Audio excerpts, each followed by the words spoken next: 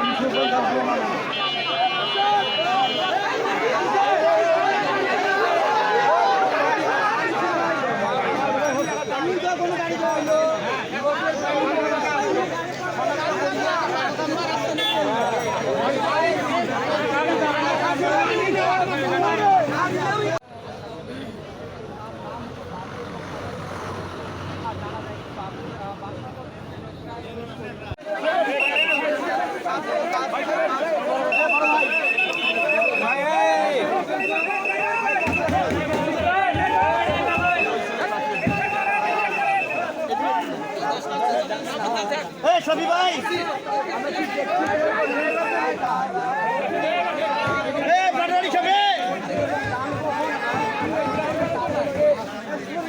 তাদের যে যানবাহনকে সেটি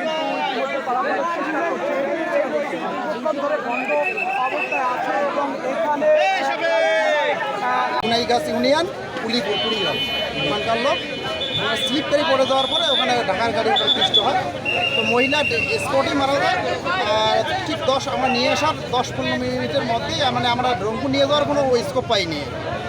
10-15 মিনিটের মধ্যে ওই পুরুষটাও মারা যায়। ওরা দুজনের স্বামী স্ত্রী। আমি যতটুকু জানতে পেরেছি তার দুটো সন্তান আছে, সন্তান রেখে আসছে। ওরা রংপুর গেছিলো, রংপুর থেকে আর কি ব্যাক করার পথে এই দুর্ঘটনা ঘটে।